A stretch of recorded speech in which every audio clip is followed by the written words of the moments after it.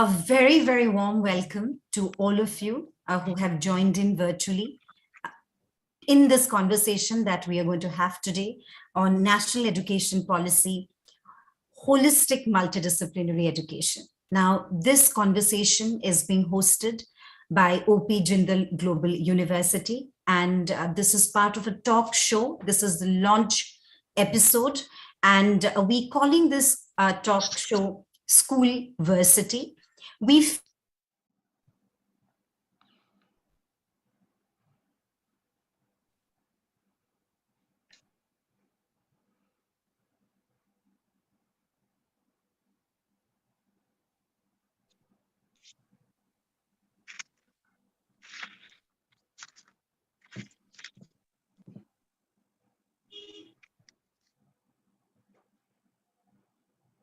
education sector globally is facing today. So that was the thought behind having this talk show where many of us who are educators could come together and have open, enriching conversation. I want to first introduce myself. My name is Professor Dr. Upasana Mahanta. I'm a faculty at OP Jindal Global University, and I'm also the Dean of Admissions and Outreach. We are very, very fortunate that so many of key educators, not only in India, but also from outside of India have joined us today for the very first episode. First, I want to, extend my heartiest welcome to all our panelists, and a very, very warm welcome to Dr. Abdullah Rashid Ahmed, who is the Minister of State for Education, National Institute of Education, Ministry of Education, Maldives. Thank you so much, sir, for gracing this occasion with your presence. We truly appreciate your presence here. I would like to give a quick round of introductions to all the panelists who are here today. We have with us Mr. Trilok Singh Bis. He is the Director and Principal, Delhi Public School, Ghaziabad, Vasundhara. We have Dr. Pramod Mahajan, Director and Principal, Sharjah India School, UAE. We have Ms. Ishita De, Principal, Tarapur School, Jamshedpur. We have Dr. Diganto Haldar. He's the principal of Sarla Birla Gyan Jyoti School, Guwahati. We have Ms. Mukta Nain. She's the director, Birla High School, Kolkata. And Ms. Vamshi Priya Amar, principal, MVJ International School, Bangalore. I want to personally and also on behalf of the university thank all of you for taking out time from your, of course, packed schedules and giving, coming to this platform and giving us your valuable time. I would also like to take a moment to thank and welcome Professor Dabiru Sridhar Patnaik. Professor Patnaik is Registrar, OP Jindal Global University. Professor Patnaik, thank you so much for joining us for the launch episode of this talk show. It means a lot to us that you are here. And without much ado, I would like to invite you to deliver the welcome address. Thank you very much, Professor Upasana Mahanta. Honorable Minister of State for Education, National Institute of Education, Ministry of Education, Maldives, Dr. Abdullah Rashid Ahmed, my colleagues from the Office of Admissions and Outreach at the OP Jindal Global University, and all the distinguished educators who have joined us this evening, and in particular, Mr. Trilok Singh Bist, the Director and Principal, Delhi Public School, Ghaziabad, Dr. Pramod Mahajan, Director and Principal, Sharjah India School, UAE, Ms. Ishita De, Principal, Tarapur School, Jamshedpur, Dr. Diganta Haldar, Principal, Sarla Birla Gyan Jyoti School, Guwahati, Ms. Mukta Nain, Director, Birla High School, Kolkata, and Ms. Vamshi Priya Amar, Principal, MVJ International School, Bangalore. I'm pleased to welcome you all and all the audiences who joined us from India, Maldives, and around the world. I welcome you all to the very first episode on national education policy, holistic multidisciplinary education, under the broad sort of umbrella theme, Schoolversity, a talk show convened by the members of the Office of Admissions and Outreach at the OP Jindal Global University under the leadership of Dean Upasana Mahanta. We have great pleasure in welcoming you all warmly to this particular edition. I would also like to thank the Minister of State for Education, National Institute of Education, Ministry of Education, Maldives, Dr. Abdullah Rashid Ahmed, for taking time out of his busy schedule to grace the event with his august presence. As we talk about this particular theme and with the far more complex and challenging problems confronting the global community today, there is a need to create spaces for discoveries and innovations to find new solutions based on multidisciplinary and interdisciplinary education. As you all know, India has a long tradition of holistic and multidisciplinary learning in our ancient universities, such as Takshashila and Nalanda, which attracted scholars from all over the world. A similar approach based on holistic and multidisciplinary education is indeed required in the current days and times to resolve the complex and challenging problems of the 21st century. The National Education Policy 2020 also emphasizes the key tenets called holistic and multidisciplinary education as the fundamental components of education at every level of education. The popular acronym NEP, which stands for National Education Policy, it focuses on these two components, which are holistic and multidisciplinary education, to develop all capacities of human beings, intellectual, aesthetic, social, physical, emotional, and moral in an integrated manner. Education that will help develop well-rounded individuals who will possess critical 21st century capacities in fields across arts, humanities, languages, sciences, social sciences, and professional, technical, and vocational fields. An ethic of social engagement, soft skills such as communication, discussion, and debate, and rigorous specialization in a chosen area of work is very much needed. In contrary, when academic departments don't speak to each other, opportunities will remain to be unknown and access will remain to be scarce. It is therefore essential to understand the possibility of a multidisciplinary education. And for this to happen, consciously breaking down barriers or boundaries between disciplines to build careers in new and emerging fields with vibrant multidisciplinary backgrounds is the need of the hour. Because in a complex and a globalized world, if a student has an aspiration to achieve in his or her life, whatever she or he envisions to achieve, then students must have a sense of understanding of varieties of areas, like say, for instance, in the field of law and regulations. And the student indeed need to have a sense of awareness of different other areas as well as they affect public policy, be it at the national level or even at the global level, with a knowledge of global issues, and indeed that includes even the global financial markets. In addition, to understand the nature of community, it is also important to study history and sociology, something we are conscious of as we need to know our ecosystem better, the present and the past. And I'm glad to share that the OP Jindal Global University, as a research intensive university, we are deeply committed to these core institutional values of multidisciplinarity, interdisciplinary and innovative pedagogy, pluralism and rigorous scholarship, and globalism and international engagement, all these components which are in consonance with the national education policy. To those of you who may not be fully aware about the university has established 12 schools and 3 research and capacity building institutes, are the Jindal Global Law School, the Jindal Global Business School, the Jindal School of International Affairs, the Jindal School of Government and Public Policy, the Jindal School of Liberal Arts and Humanities, the Jindal School of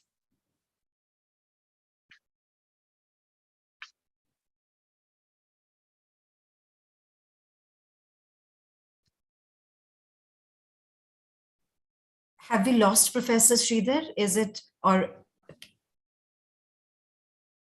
I believe there is an internet connection issue. That is why this Some must have. technical glitch. Yes, one of the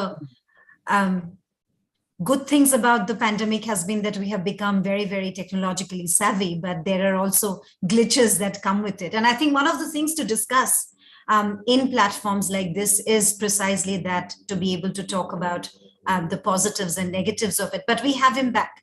Professor Patnaik, we lost you. I'm so sorry about that.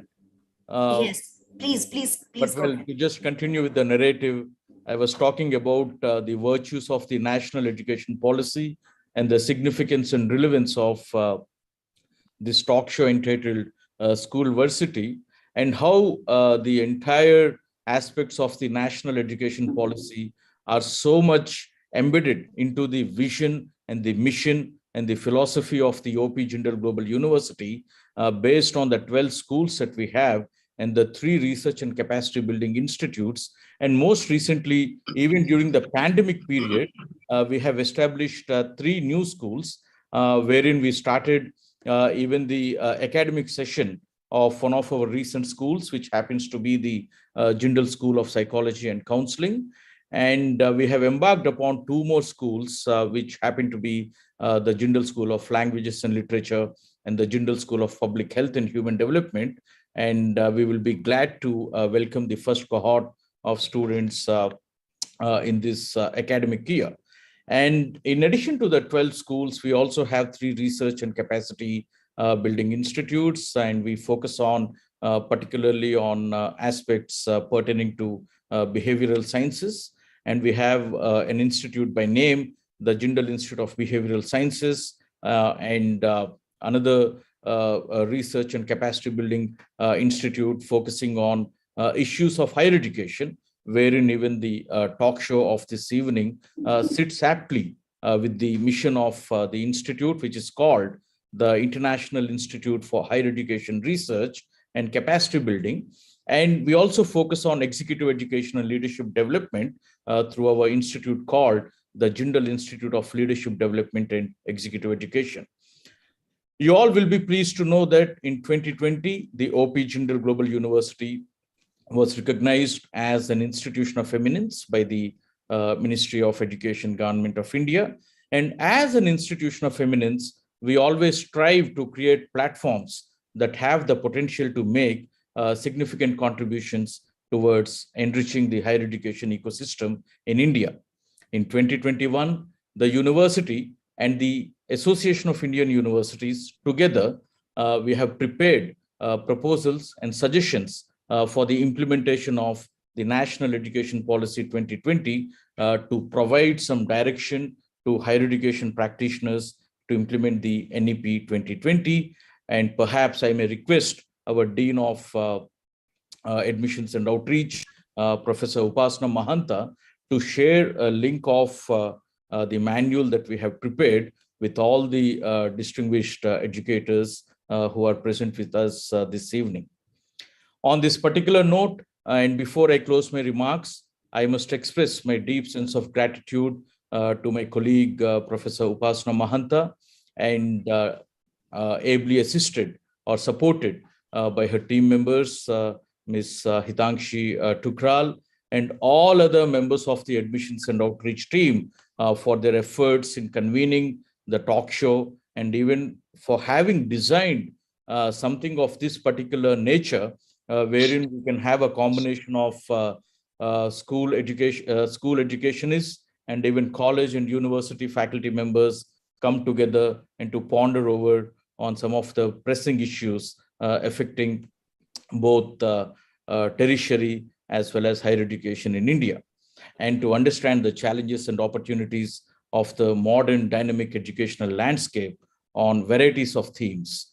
I also take this opportunity to express my deep sense of gratitude to our Vice Chancellor, Professor C. Rajkumar, who happens to be our founding Vice Chancellor, for his singular commitment in steering the efforts of the OP Jindal Global University towards achieving academic excellence.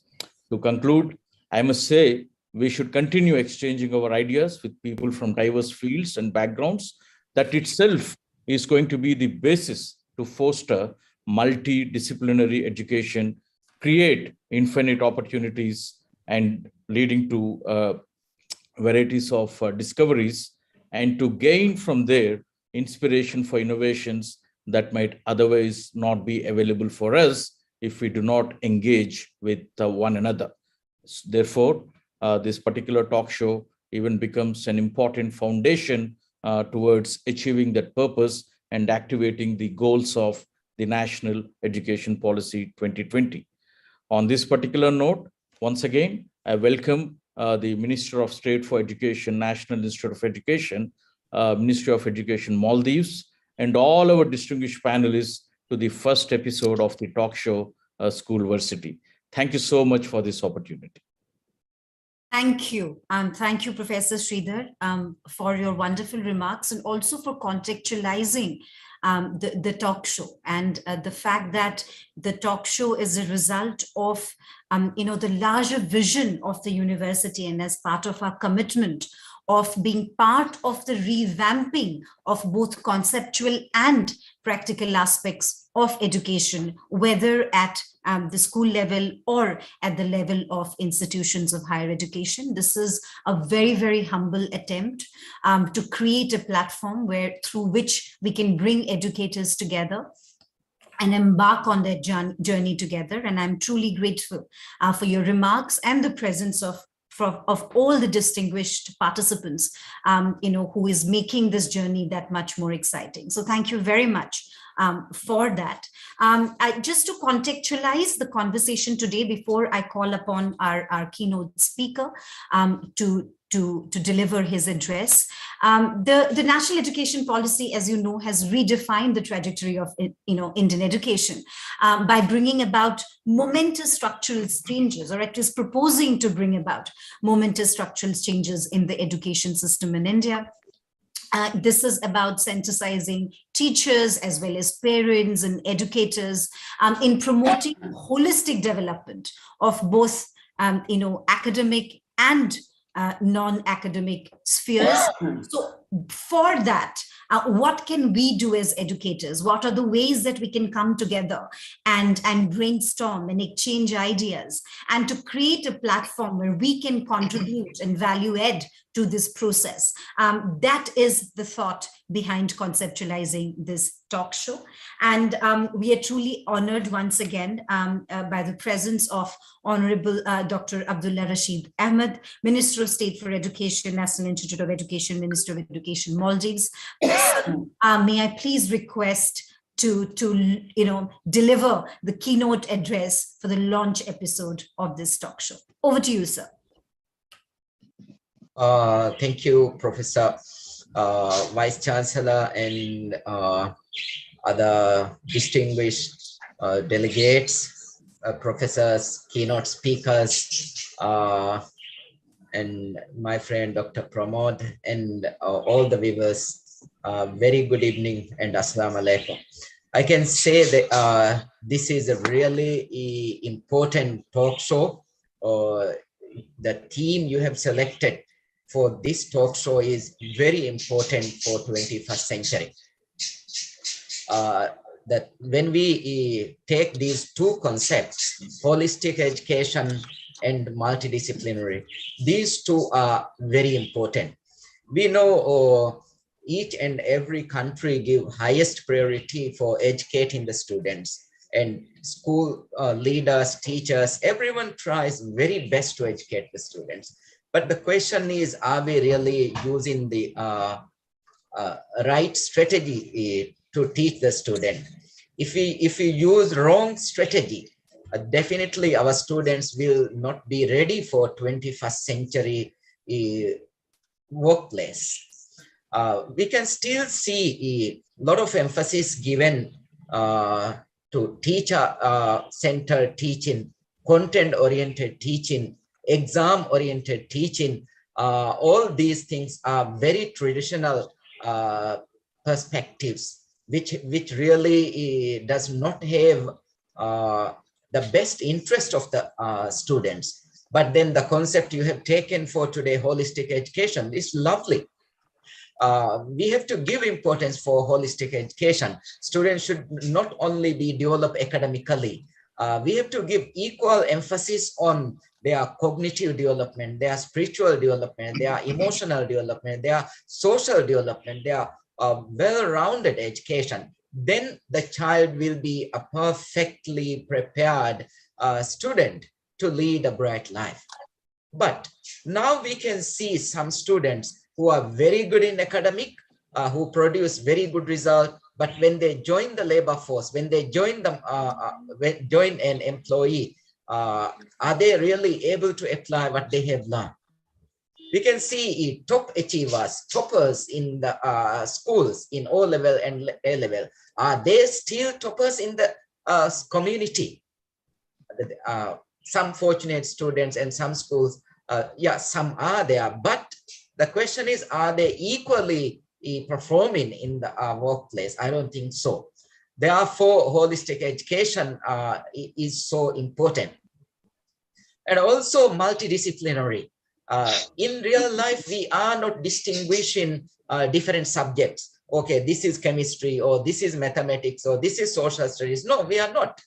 Everything is integrated. Therefore, when they are in the school, they should be able to integrate the things, and they have to have an understanding the interrelationship, integration, and multidisciplinary approach to solve the problems. And I really love to hear some of the concepts, Professor difficult to pronounce, David. In your speech, some lovely concepts you have used, the innovation, creativity, those things. Yeah, those are the concepts to prepare the students for 21st century, because we are living in a very fastly changing world, and we are preparing students for future. Those students in the school now, after 5 years or after 7 years, when they join the labor market, are they going to face the same problem which is existed now? No, we really don't know what kind of problems they will solve. Therefore, we cannot prepare them to solve particular problem which is already existed. And also, when they join in the labor market, what kind of technology are they going to use? We don't know, because the technology is not yet invented. Therefore, they should be provided and equipped with 21st century skills, like problem solvers, critical thinkers, communicators, collaborators. Then they will be really prepared for the 21st century. Therefore, without taking much time, let me once again say, the theme of the talk show is very important for every teachers, every principal, even every policymaker in the education sector. But before concluding, let me add 2-3 points. One thing is regarding the teaching learning process. At the beginning, I have mentioned that some teachers are still teacher-centered, but we have to be learner-centered, and we have to provide students opportunity to experience the things. We know that how students learn, or how people can learn the things, that is not from abstract level, or that's not only by listening to people. If we really want our student learn the concept very well, the first thing is they should be provided with a concrete experience, and also they should be provided opportunity to experience the things. So they have to observe, they have to touch, they have to discover, and then after that, we have to make them reflect what they have learned. When this happened, what's the result? When that happened, what's the result? When they put this and that, what's the reaction? All those. And the teacher's role should be a facilitation role. Therefore, we have to provide them opportunity for hands-on learning. And another thing is, we should understand that in each and every class, each student is an individual. And individual difference is very important. But when we go to the class to teach, when we see the student, we take students as student without differentiating their cognitive development, their interest, and their prior learning. So normally we try to like one size fit activity. So if we really use one size fit activity, maybe some students that is just right, some students that may be too easy, some students that may be too difficult. Therefore, by having all these understanding, we should try to provide holistic education in a multidisciplinary approach. Then every student will be a successful student and they will be better ready for their life. Thank you so much for inviting me this important conversation, and I enjoy listening you all, and I wait here to listen. You will definitely, we can share the experience, whether it is Maldives or India or anywhere else. Our purpose is to educate the students and prepare the students for the global world. Thank you. And I wish this talk show will be really beneficial to all educators. Thank you so much. Thank you so much, sir. Thank you. This is Hitangshi this side. Professor Upasana is just about to rejoin. Some net issues, sir, today. I'm extremely apologizing for that. So thank you so much once again. So ma'am, can we shift to the next speaker to us for today, please? We have the panel dates and everything.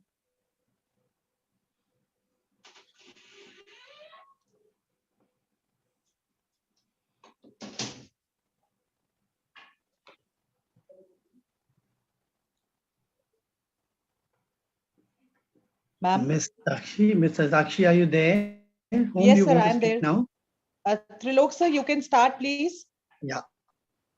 A very good evening to everyone. I must say today's discussion is turning out to be a wonderful one. It is a schoolversity. It's a collaboration between the schools and the universities, because we mainly face that the children moving from schools to universities, there are a lot of hitches, a lot of problems that the children face. If we have such kind of talk shows, which will definitely help us, like Professor Patnaik in his opening remarks talked about India having a long history of traditional and holistic and multidisciplinary learning through Takshila, Nalanda, and the other ancient Indian universities. Yes, it is very true that in our Gurukul system also, we were using the multidisciplinary approach. We were making a life skills development in the children rather than rote learning. So it was only in the passage of time, once the Britishers came here, they implemented the Anglicized education, which had become more of a, an education which was just to train kind of workers, the clerical people for them who could understand a little bit and do their calculations. So I think, Anglicized education has really made us get into a particular, Dr. Rashid was saying, that one size fits all. It cannot work out in today's world, scenario. So we were got into a vessel kind of a thing, that only this much the Indian children should know. They should be able to do the calculation. They should be able to calculate our revenues and all. That was end of education. With the independence, we started with our education policies.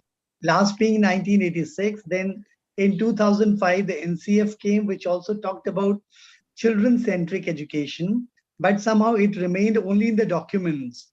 It was not implemented actually into the school and the classroom situation. Then in 2020, on 29th July, when the NEP came, which tried to bridge between the schools and the universities so that we have a kind of education which can be student-centric, it can be inquiry-based learning, and it could be student-led, where the children take the ownership. Right from junior classes, we have to develop the research-based education for the children. When I talk to my parents and the orientation of the parents, I tell them the children have to have the research-based education. The nursery KG parents say, so what research will these small kids will do? So I tell them, even the small kids can go for their guided research, where they can go home instead of researching on the net or Google or finding out different libraries. They can research, have a guided research where they can go and ask the question to the parents, their grandparents, and then they get to know about what has been asked by the teachers to research. Like for instance, I tell you, in Indian context I'm talking, we give them, just find out who are the characters of Ramayana or who the characters of something, anything, you can talk about anything from anywhere. Just ask them to just have a little research on the basis of pre-read material, the pre-reading material, and that can be a guided reading. So therefore, what I believe to say is that, like in the schools, we are having a STEM education and the STEAM education, which is a good example of multidisciplinary approach, where you do not fix everything, that they're not in the tight jacketed compartments, that science will do only science. Science child who is doing sciences can draw something so beautifully to design an engine that is arts into it. They could be, they can explain what they're talking about. That can be their literature, their communication skills, which also make a lot of difference. So we need to develop, whether we talk about the problem solving capabilities of the children, we talk about the um, speaking or the communication skills of the children, or we develop the children into the lifelong learners or lifelong inquirers, always having a question in their mind, why this? If they're only learning and mugging up the answers and vomiting in the exams and getting good marks, that is not the education in the 21st century. We want our children to ask more questions. We want to provoke them to ask more questions. And that is how we will be able to create a multidisciplinary approach amongst the children, where, we can see that the children grow up intellectually, aesthetically, socially, physically, emotionally, and morally, and they can be morally where they become very, very sound altogether. I hope when we talk about the interdisciplinary approach, when we talk about STEM and the STEAM, which have been the best models at the moment, but I think with the passage of time, things will change. Like just now, Dr. Rashid said that we are living in a very different kind of a world where things are changing very fast paced. We are calling it a VUCA world, VUCA, where we say it's a highly volatile world, highly uncertain world, it's a highly complex world and highly ambiguous world, which is changing at such a fast pace that what is available today, what we are teaching them today, will it help them in the livelihood in the times to come? Will it help them get into the labor force in the times to come? Will that provide them some kind of a job in the times to come? There's a big question mark. We really cannot say that. So therefore, we really need to focus on the multidisciplinary approach, where we have to talk about the scholastic domain in the school as well as the foundational domain. If the children can sing, dance, they can do, they can do singing, dancing, sports, activities, vocational and academic, everything is, working together. Like, in the universities, you see, universities have started with the liberal arts, where a child is studying sciences with uh, humanities subject. They are taking any subjects and they are minors and majors they call, and they can change within 2 years. They have enough time to finalize what they want to specialize in. First year, they're given all this. Similarly, in the schools also, NEP has proposed that we can give a science child with physics, chemistry, and maths. He can take history. He can take political science. This is how they're creating, they're giving us a framework, but how we are changing the mindset of the educationists. That is a big thing, because in every school you'll find they're in tight compartments, tight compartments are there, PCM, PCB, commerce with maths, commerce without maths, humanities with maths.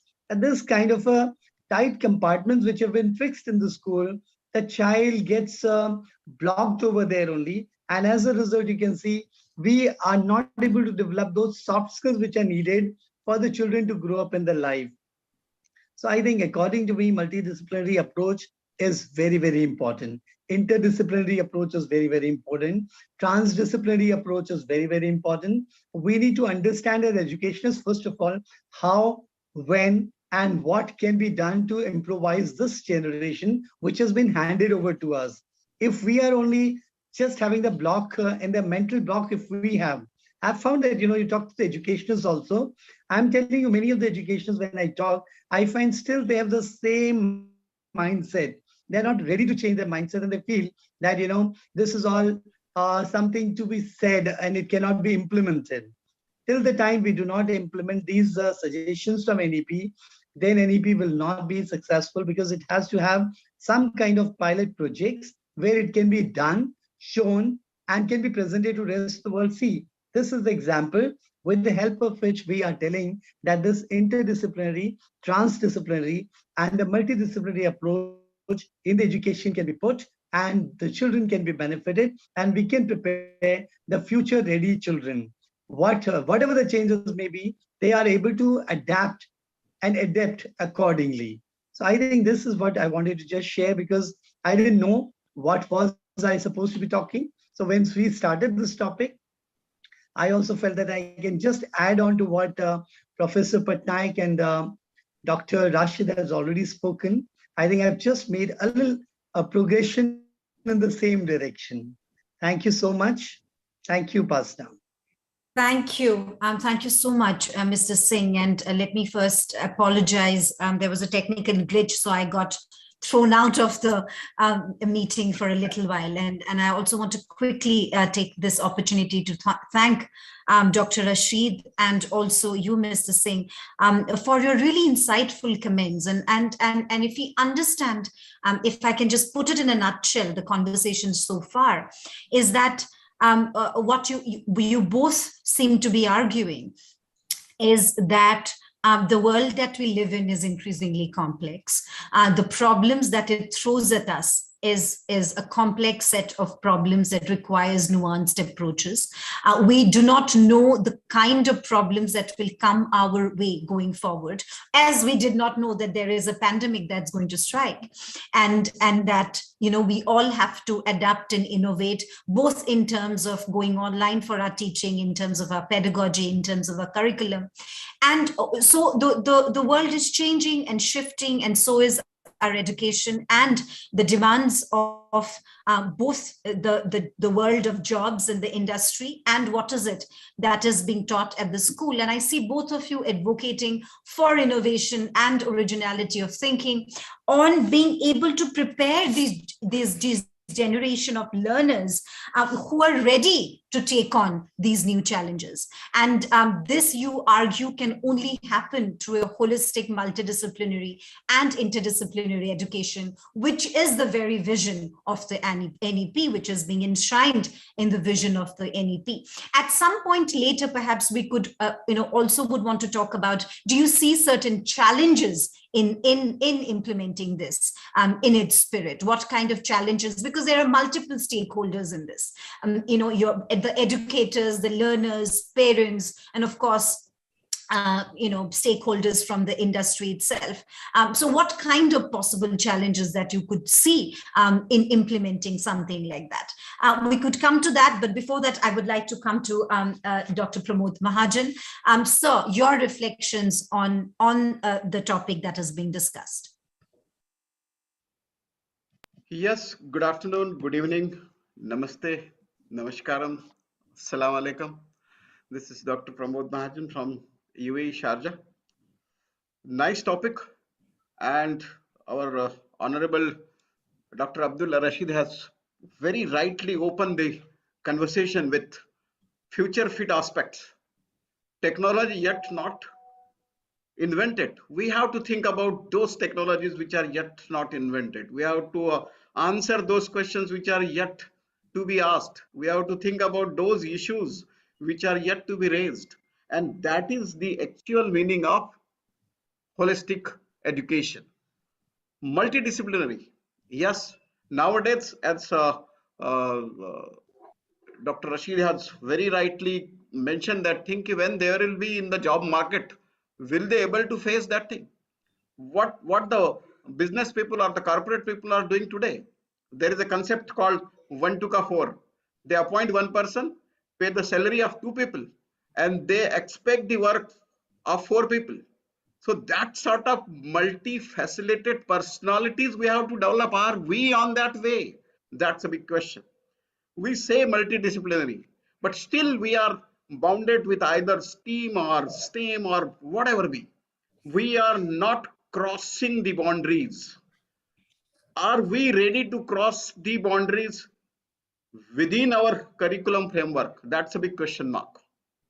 Are we creating the future fit? When I say future fit students means what? They should adopt and they should apply whatever they have learned in the unknown situation. Are they doing that? Are they able to implement whatever they have learned in the unknown situation? I'm very sorry, I'm extremely sorry, but it's a fact that whatever a child is learning in first year, second year, third year, and when he passed out, that language or that course or that curriculum is outdated. When the child is standing in the labor market, will be big question marks to them. Then they have to do a lot of bridge courses, CDEC, CTEC, AutoCAM, what not. So why not that sort of integration? Why not we are training the students for the meta skills, learning about how to learn, understanding about how to understand, applying about how to apply. Cramming up and mugging in the examination will not serve the purpose. But the question arises, are we providing them the information only, awareness only, or we are giving them the platform where they can experiment, they can find out their mistake, they can enjoy their mistake, they can review, they can redesign, they can recreate, they can re-evaluate themselves. Are we providing that platform?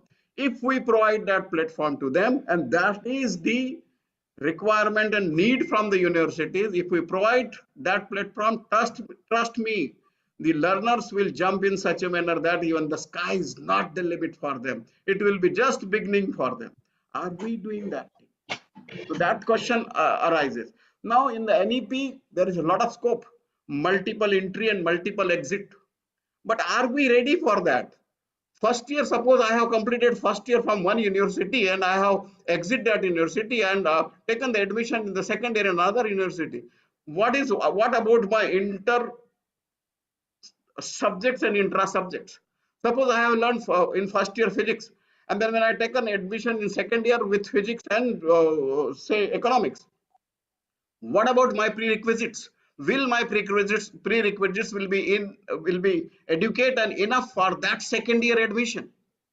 If it is not, then what is the use of that multiple entries and multiple exits? So for that, all the universities of the globe has to come on the same platform to decide that.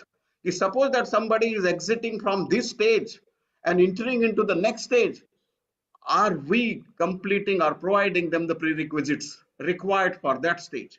That is actually the multidisciplinary holistic education. Time has come, we have to think about that. So if we are thinking about that, I think today's session is the best opportunity for that. I was listening to Professor Patnaik very nicely, 12th school, 14th school. It's my humble request, why not Jindal School of Happiness? Why not? In UAE, we have a happiness ministry. We have a happiness minister. Our schools were inspected on the criteria of happy school, happy students. So why not the happiness school? And that happiness school actually will have the curriculum of metacognitive skills. The learner will understand about oneself, what sort of learning make them happy, what they want to learn, and what sort of test they are developing, what sort of questions they are developing. Because ultimately, as Dr. Rashid has already told, when they are in the labor market, what their passion is, at what they are good, and how they are applying that thing, and for what the market is paying. These are the important aspects. We are teaching them whatever we are expertise, but is the market paying for that? Is the demand of the market is that?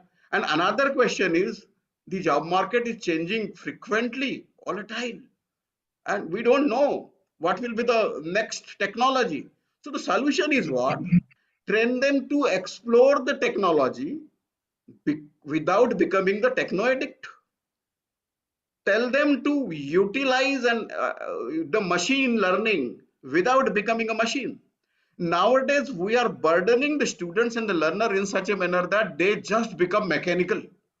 This diploma, that certification, this online course, that offline course, what not, they become a machine. And then everything is going on online and offline and this technology and that app and this app, and they become a techno addict. So techno addict become machine, lot of depression. So who will make them happy? Who will make them happy? The solution is multidisciplinary, holistic approach, school of happiness. Create such type of personality whose IQ, EQ, SQ are synchronized with AQ, adversity quotient. They should jump very high with the smiling face when they are having the tough time. Are we training them for that? Are we scaffolding for that? Are we educating for that? That is, according to me, a multidisciplinary, holistic approach. So this is my prima facie inputs on the topic. See, a lot of questions. You may feel it philosophical, but that's the ground reality. Thank you. Thank you very much. That was so Thank you, beautiful. Dr. Mahajan. And what a wonderful thought.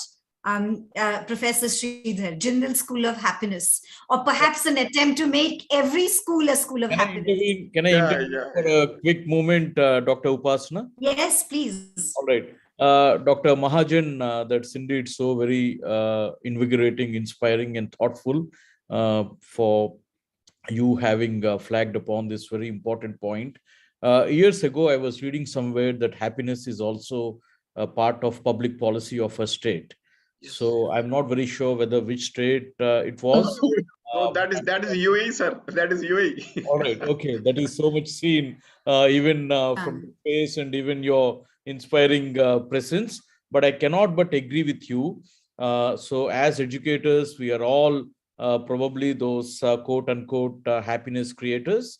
And for the sake of information sharing with the Honorable Minister and all other distinguished educators and participants who joined us, we at the OP Jindal Global University, particularly at the Jindal Global Law School, over the years, we have been running a course entitled Happy Law Schooling. And moreover, as a university that is deeply embedded with the philosophy of interdisciplinarity and cross disciplinary electives that we offer, these courses are open for students across the schools. So I think my 2 quick points are that every school, both at the tertiary and even at the higher education level, shall do something on this particular front.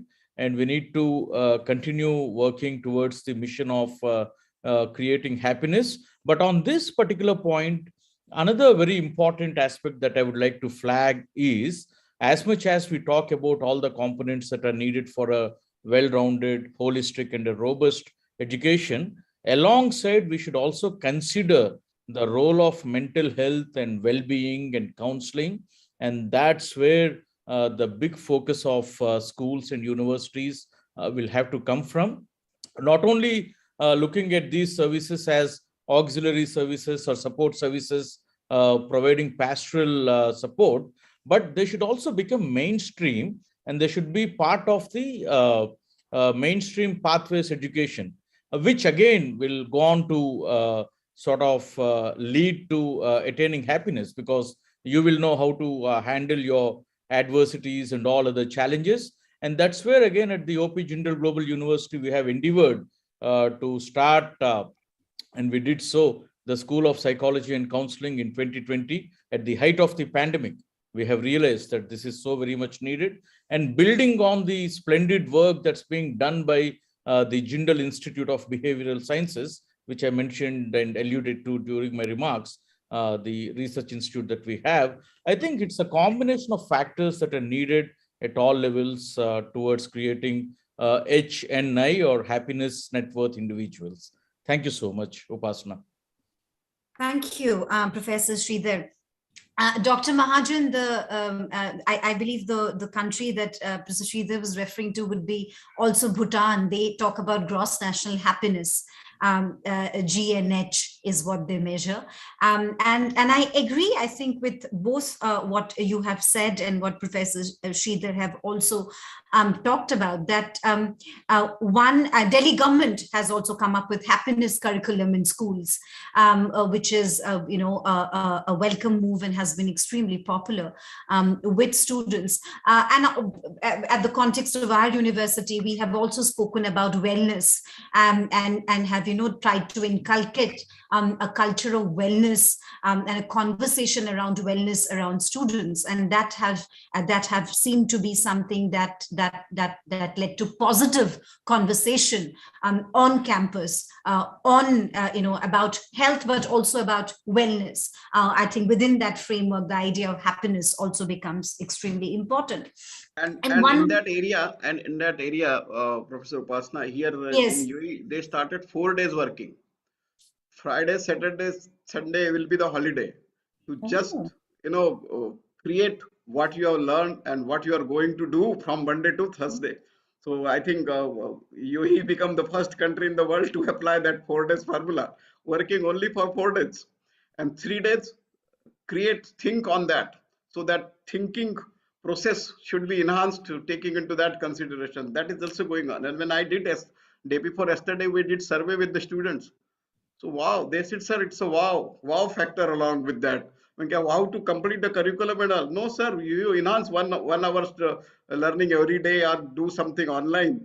So that is the thought process. Oh, that is very interesting. That is supremely interesting. And that is perhaps warrants for another conversation. One can talk about the idea of efficiency in work that is conventionally understood, and how, efficiency and work actually work out. And how do we understand what is our relationship with time, and how do we understand it?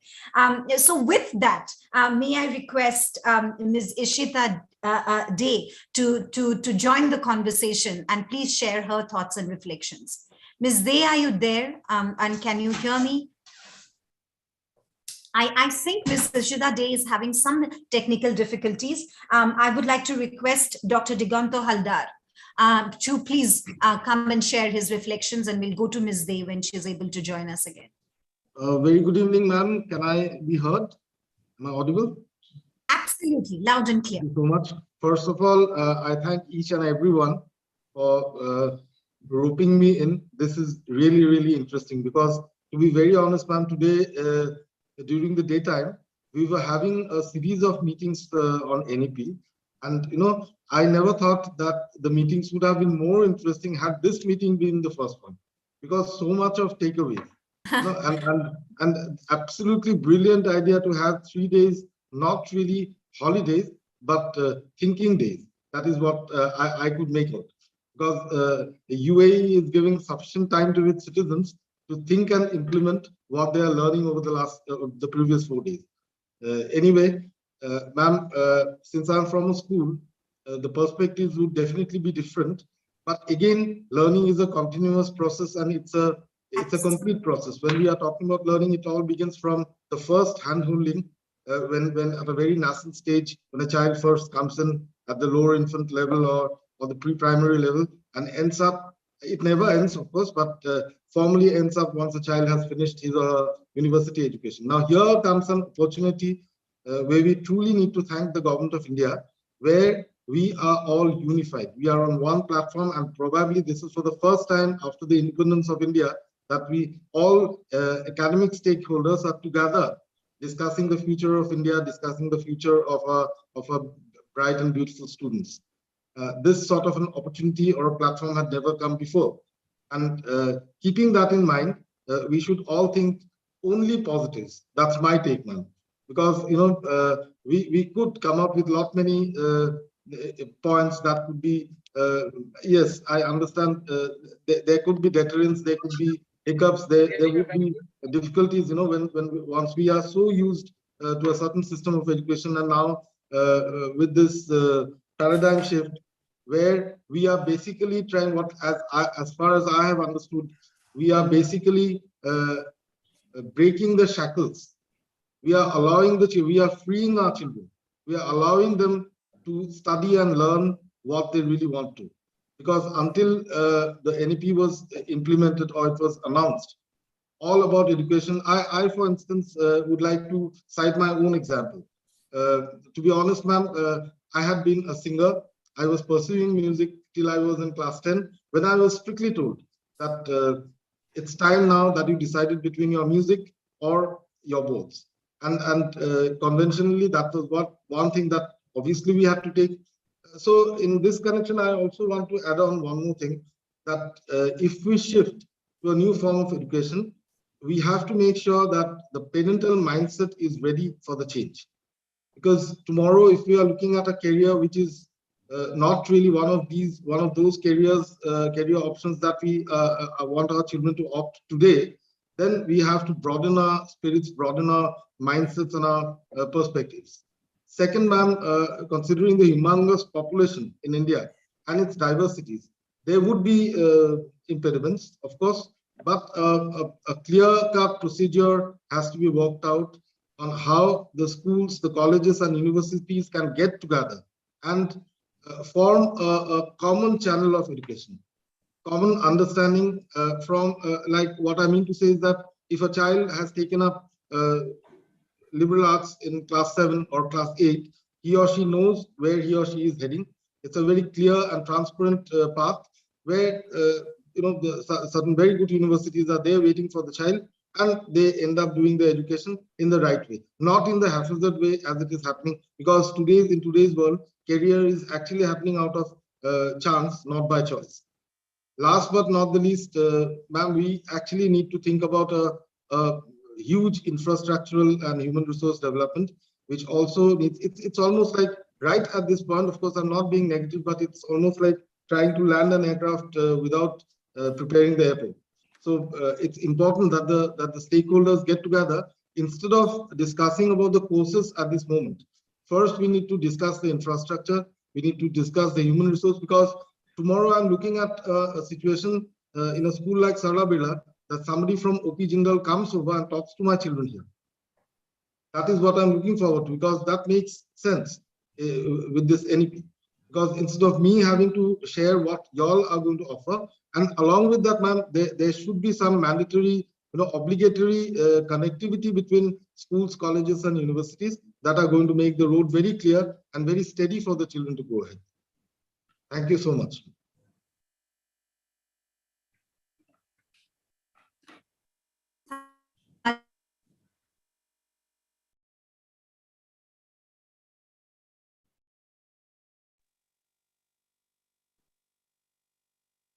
Ma'am, I think you've lost your connectivity.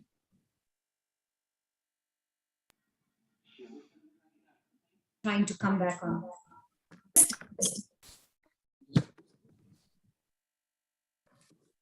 Okay, I have come through another platform, but can you hear me? I'm joining from our colleagues. There is an internet problem that is happening. Can you just take this over, please? All right.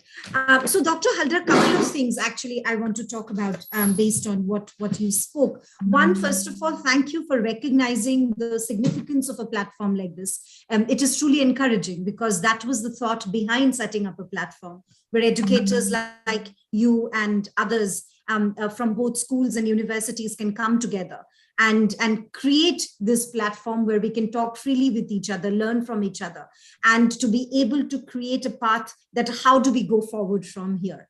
So truly appreciate that you've recognized and appreciated this. It is truly heartening and encouraging because we are trying to do this really, really earnestly. And secondly, I want to say that anyone from OP Jindal Global University at your command is happy to come and speak to your students at any point of time about careers, possibilities, future. We are an institute of eminence, and we take this responsibility very, very seriously. We strongly believe that we cannot talk about interdisciplinarity and multidisciplinarity. We can't talk about entry and exits. We cannot talk about, academic bank of credit. We cannot talk about innovations in terms of curriculum and pedagogy, only purely at the institution of higher education level. That at the school and the university and educators will have to come together if we want to seriously implement this and make this possible. And that was the reason behind creating this platform and having these conversations. So thank you for saying this. And I agree with you. We must focus on the positive, and we must focus on ways that this kind of connection is kind of possible. With that, I would like to go. Yes. Have you lost me again? Something. Ms. Upasna, I was wanting to say, Am I audible? just am I audible or not? Yes, please, sure. Yeah. Yes, you're audible. You're audible. Now you're audible. Please go. I was just wanting to say that, this kind of, so pep talks or the talk shows can make the school to university transition very, very smooth. Absolutely, sir. And, it's such a wonderful discussion today. All of us were of the same opinion. I could see we all spoke of the same thing in different words. So it means we are all on the same page. Only thing is that we were not committed. We were not connecting to each other. So as a result, the children were finding a lot of problems in transition from school to colleges. They were not knowing whether to select a college over the course or a course over the college. So this is also another very important topic which we need to talk in the next pep talk or the talk show, where we talk about choose the college over the subjects or subjects over the courses, the colleges. Yeah. Yeah, it's really brilliant. Thank you very much for that. We will certainly take that up. Good evening. We will certainly take that up as part of our conversation. Thank you. Thank you for saying.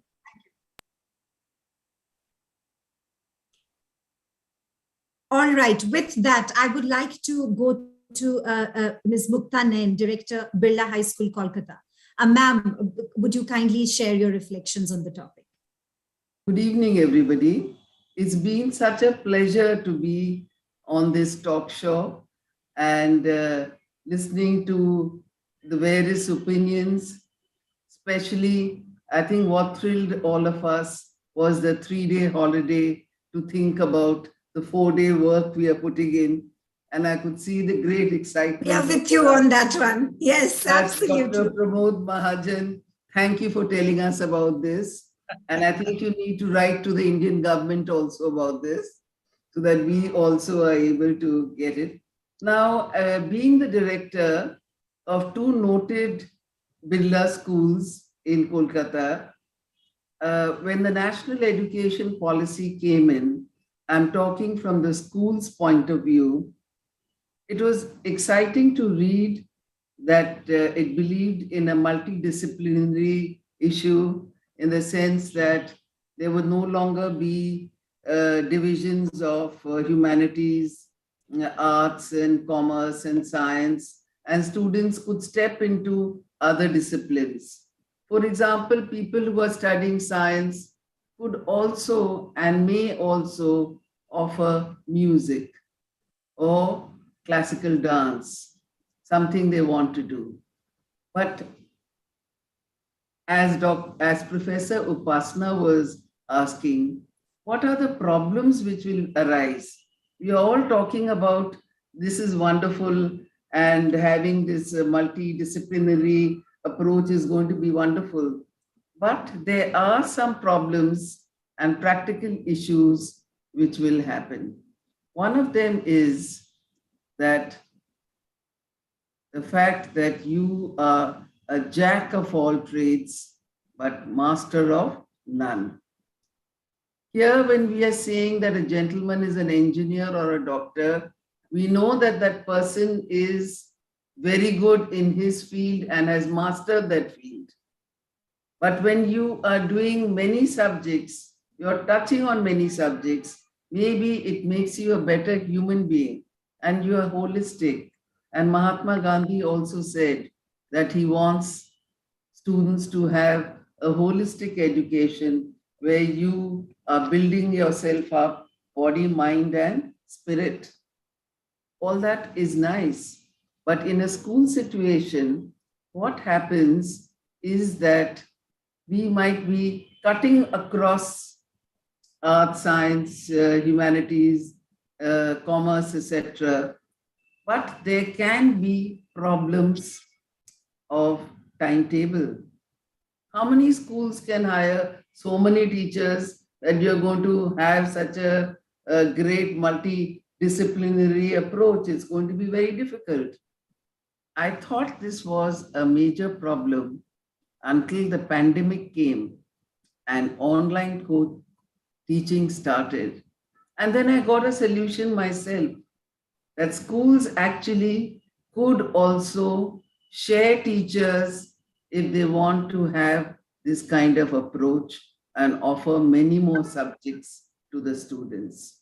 For example, in a neighborhood, if you are offering Western music or dance or something, then you can ask one of the schools to hold that class one period or twice a week, and all students can log on to that class maybe in the evening. The timetable has to be set in a more creative fashion. And these are some practical problems which can take place, but otherwise, I feel having a holistic knowledge will lead to a lot of problem solving, capacity building, team building, and people will be able to work together if they have some knowledge of various disciplines. It is indeed very, very important, but it's only on the surface that when we feel that you are touching on so many subjects and you're not master maybe of one subject in a great way, that it reminds you of that poem by Oliver Goldsmith, The Village Schoolmaster. And still that wonder grew, how one small head could carry all that he knew. Thank you very much. It was enjoyable to be here. Thank you so much. Those are really insightful words. And two things come to my mind, and correct me if I'm not capturing it in its right spirit. One of the fears and challenges that you are flagging is that the idea of multidisciplinarity and interdisciplinarity, while there is nothing wrong with those concepts as such, how do we work against the learners becoming jack of all and master of none? How do we create a set of core skills that they would be able to develop, whether it is about team building or critical thinking or originality or innovation or problem solving, that would be at the heart of this education that prepares them for what all other speakers, from Dr. Abdullah Rashid to Mr. Tilok Singh to Mr. Pramod Mahajan and others spoke about, is how do we then prepare them for the future job. And quickly, two thoughts come to my mind, and I see Mr. Tilok Singh's hand go up, and I'll come to you, sir. Two things come to my mind, and interestingly, and your insights made me think about it, that the World Economic Forum report says that by 2025, 50% of our current employees globally will have to be reskilled. That the current skills that they possess are not enough that prepare them to be continuing to be a part of the existing job market. Hopefully a job market where we have a 4-day working, which we will all sort of work towards now, Dr. But the point that I'm trying to make, that it says that 50% of our current employees have to be reskilled by 2025, and that 30% of the work hours that we put in globally will be automated by 2030. So on the one hand, we have a technological advancement that we see increase automation, 30% of global work hours getting automated. And other hand, we see 50% of our current employees will have to be reskilled. That is, their current skills do not match the demands of the industry. That are being posed to them. So in that context, how do we understand multidisciplinarity, interdisciplinarity, development of a set of core skills, and work against the fear that Ms. Nain has posed, which is that our learners do not become master of jack of all and master of none. With that thought, and Mr. Singh, if you would bear with me for a few more minutes, I would like to really call in we've lost Ms. Ishita Dey. So our last speaker for the day, Ms. Vemshi Priya Amar, Principal MVJ International School, Bangalore. Ma'am, if you would share your reflections, and then I would want to go back to Mr. Singh for his thoughts. Ma'am, over to you. Thank you, Professor Upasna, for that. First of all, let me thank all my panelists. And also I'll give you some more insights about my own school, and this morning what we had in our school and how it took over. Here, and my humble pranams to Education Minister Maldives from India, back again from Bangalore. And that was a lovely opening remark by Professor Patnaik. But before which, 4.9 paragraph of NEP talks about no hard separation. It speaks about flexibility. It speaks about synergy in curriculum across all levels of education. Framework, you know, that catchy thing which they have put up in that particular paragraph and right in the front pages of NEP policy is tight but light. Just give me a second. I think my battery is getting drained off. I'll just put it on charge. Give me a second. Sure, ma'am, please. I'm sorry for that. Just give me a second.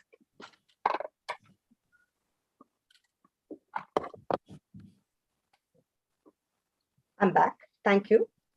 So these are the 4 things I felt I could put it in a nutshell when I heard to all my panelists who spoke in this talk show. Again, I repeat, it is all about flexibility. When I say flexibility, it is empowering the students. And that's where we are here, right? We said SCHOOLVERSITY is the program, and we are thinking about multidisciplinary and holistic development. Invariably, we are speaking about the learning for life, learning for livelihood, not learning for those academic grades, probably the curriculum part of it. So keeping all these things in mind and coming back to what Trilok sir had mentioned, you know, you spoke about guided research, sir. Guided teaching, guided research is one thing which we have all been following it up, and that is what CBSE is also looking forward. But my question is, are we really having a right approach? Because initially we did start off with what is called as CCE. And we all know as educators, CCE did not take off, though it was a wonderful project. I hope you all agree with whatever I have mentioned. Though internally we felt it was a wonderful thing, but somewhere down the lane, it had its own pitfalls. So that was one thing which really bothered me when sir mentioned about guided research. And Pramod Mahajan sir did speak about recreate, revolve, evolve, and so on. Yes, the journey has begun. Going by the time frame of NEP, it says by 2040, it should become a multidisciplinary institution. By 2040. So it is 2022 now. So we have our own time frames. And during the time frames, what is that journey which is going to make children capable of that multidisciplinary tasks, or probably that futuristic skills that needs to be instilled in children is one big question. And large enrollments for optimal use of infrastructure and resources. So this is mentioned in the NEP, and Diganta Haldar sir did mention about that. Infrastructure is one thing which is really bothering. And also, we need to keep the MERUs. If you remember, again, NEP speaks about the MERUs, that is multidisciplinary education and research universities.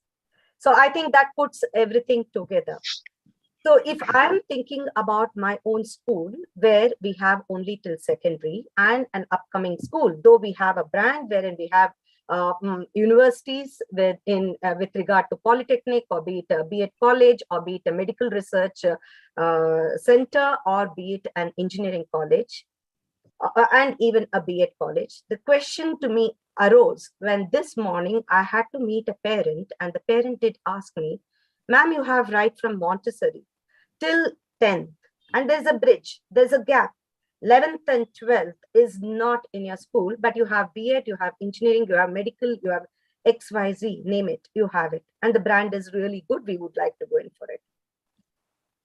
And I was really feeling sad. I'm sure most of us do agree, especially in South, that is deep down. I'm not talking about North India, I'm talking about South India.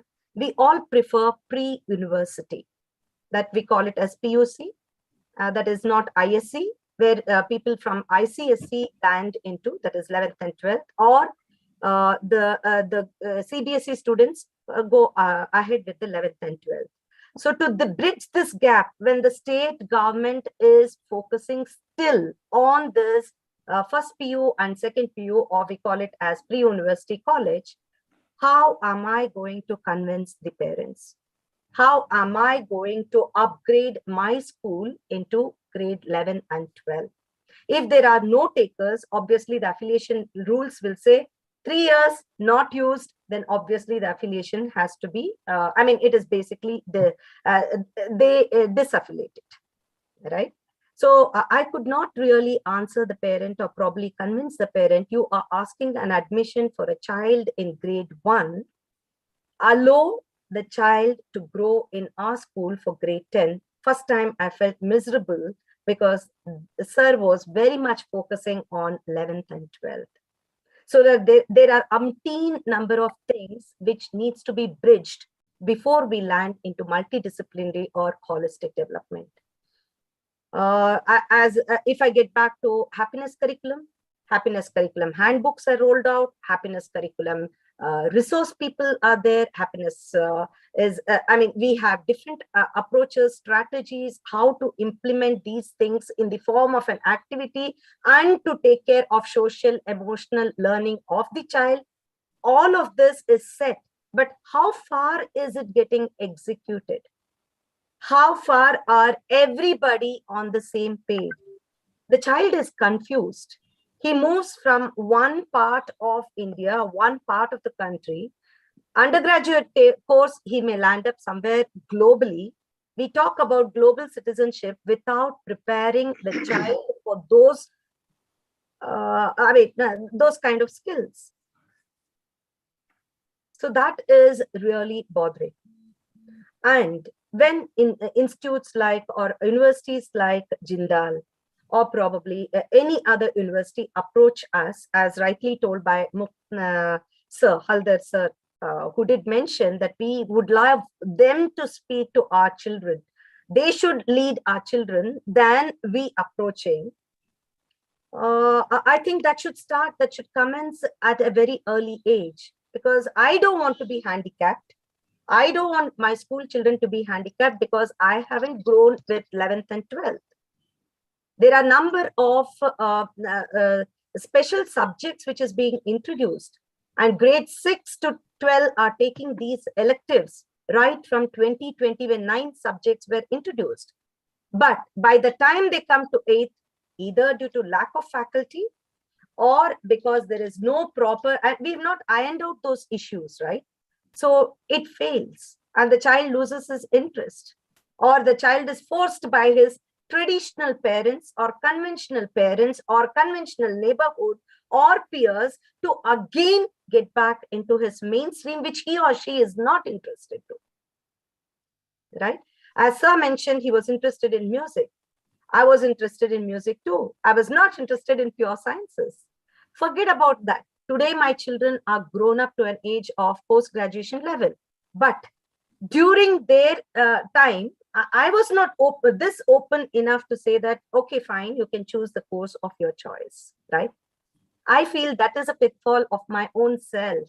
And there are umpteen such mushrooming people around in our community.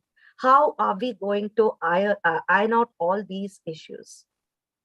So the answer is the holistic development. We are using big terminologies, I'm sorry to say so.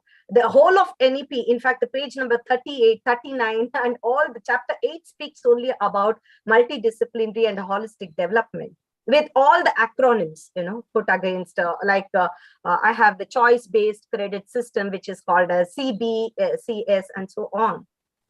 But are we prepared? If we are implementing, how are we implementing? NCF, which was supposed to roll off, or SCERTs and NCERTs who were supposed to come up with NSPT to come up with standardized way of training or whatever. Is there any quality? Have they come up with any kind of resolutions? So it's each one's thought, which is just rolling off. And imagine we are trying to weave so many students along with us and we are confusing them. Totally, they are confused. That is why their tolerance level, their acceptance level, their anxiety level, their curiosity levels are all abnormal. I hope you all agree with whatever we are telling. I mean, I'm talking about, because they are not able to balance their emotional levels, even anxiety levels, even because they do not know. Each one is talking differently. So we would really look forward for such mentorship from universities right at the primary level. When I say primary level, I'm talking about somewhere where children are entering into their double digits, be it the 7th, be it the 8th, small programs, small certification programs, wherein they're enthused to go ahead with whatever they want to choose in future. They make their own decisions. They know which cartoon they have to watch. They know which movie they have to watch. They know which chapter interests them. Teacher is... If they are able to make those choices, I'm sure if these programs are put up, then I'm sure they will take it up. And some kind of credit courses should be really trying to motivate and accelerate those children to go ahead. Then they make choice. And coming back to what Madam Mukta Madam had mentioned, jack of all trades and master of none. So then they do not become, because we also believe in research that what is called as, we felt that if I am a person who can jump into different things, and if I'm dynamic, that's great. But now research says that is not so. They lose on their keen observation skills, keen listening skills. They become passive listeners and not active listeners, because they are trying to jump from one to another. Let me tell my own self, I jump from one meeting to another meeting right now. We are all juggling between many things. Maybe we are matured enough, not the children who are exposed to so many things in the community. So my humble request, if this multidisciplinary and holistic development has to be taking and grooming the child, I feel universities should launch that small, short programs, mentorship programs, certificate programs to handhold the child, not when they are entering into the undergraduate courses or probably graduate courses, but very much strongly introduced in a small way right at grade 7 or grade 8. Because when electives have been introduced in grade 6, I think there's nothing wrong to introduce such courses in grade 7 or grade 8. Thank you so much. Thank you so much for those really reflective observations, ma'am, and the entire thought behind calling this platform itself Schoolversity is to talk about this journey from schools to universities. And if, as you very correctly pointed out, the journey doesn't happen right after class 12. It's a process that starts much before that. And we take that feedback that you have given in terms of university, in which Dr. Haldar also spoke about earlier, that universities like ours and many others coming into schools, doing mentorship of students or doing small certificate courses. That is something that we would really, really like to think through and perhaps float going forward, because that is one of the ways in which, as you very correctly pointed out, is to bridge this divide and the challenge that you possibly see in truly implementing a multidisciplinary holistic education. So thank you very much for those truly reflective thoughts. I have to say, I'm so thrilled to see all of you, coming in and talking so passionately and so reflectively about the topic at hand. It is truly encouraging. It's truly motivating for us here because we are trying to put together these conversations, and we really want to see what are the steps to be learned that we can take forward through these conversations. We've really overshot the time. We were supposed to stop long back, but the idea is to be able to speak freely and have exchange of ideas. So I did not want to sort of be constrained by time in that sense, but we're really out of time. So if any parting thoughts before I conclude, please feel free if you think that there are any parting thoughts that you want to leave with. Mr. Singh, you wanted to speak, so please. But I request you to just keep the parting comments very, very brief. Yes, thank you so much. I just want to say that we were talking about multidisciplinary, interdisciplinary, and transdisciplinary. That is from primary school transdisciplinary, 6th to 8th interdisciplinary, 9th to 12th is multidisciplinary, so that there's no confusion. And I want to say jack of all and master of none. I want to convert it into jack of all trades and master of one. I think if we look at the positive aspect of it, it will give us better children who are prepared for the future. Because if we are saying master of one and jack for nothing, and tomorrow challenges are coming in this VUCA world, in this volatile and ambiguous and complex world, what will come to you, what challenge would be thrown to you, you never know. So I think that multidisciplinary is really the present scenario. It is must. And for that, if there are some gray areas, as ma'am was discussing right now, for that we need to work on strengthening the institutional governance by identifying our gray areas and continuously improvising them. So it depends on us how we are going to do. Because if we have to accept what is coming there, if we believe in it, if we are super positive about it, then only we'll be able to implement. If we are thinking that this might cause this might cause that, then we will never be able to implement. It will again fall flat, exactly like the CCE, where we did not have any kind of pilot project, and suddenly it was implemented without understanding it. I think this kind of talk shows, like what OP Jindal is doing today, I think we can spread the message, let the people understand. Let us all discuss, deliberate, and then collate and come to some conclusions that we all can work on. Thank you so much. I'll not take much of the time, as I was told to be very crisp and short. Thank you very much. Dr. Mahajan, yes, Dr. Haldar. You just mentioned that we have overshot time, but honestly, the feeling was that we did not do it. In fact, I think we needed 1 more hour. We will give you 1 more hour, I promise. This is too short. This is just the beginning. It is the first episode. As per your instructions, I'll keep it very short and sweet. We have to give more options to our children now. We have to equip them more now. And Absolutely. we also have to ensure through this NEP that India learns dignity of labor. That's very important. That's only beautifully put. Yes, that is only when we will thrive, we will survive in this world, and we will be the world leaders. Dr. Haldar, beautifully put. Thank you for those words. And I promise there will be much longer conversations in the future. Dr. Mahajan. Yeah. See, this multidisciplinary also deals with oneness. One skill of profession, one skill of performance, maybe dance, maybe anything. One skill of study. You should be master of all, but should have expertise in one subject. Suppose you have expertise in mathematics, you can integrate that mathematics with all the studies. Even if the behavioral science, you can integrate that thing with all the subjects and do that thing.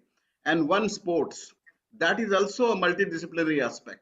So you should be good at one sports, at one subject, at one skill of performance, and in one professional skill, whatever be. That is one thing. Second thing is, once Priya ma'am has quoted that thing, NCRT has to come up, NCF has to come up. See, NEP is the document. We have to be futuristic.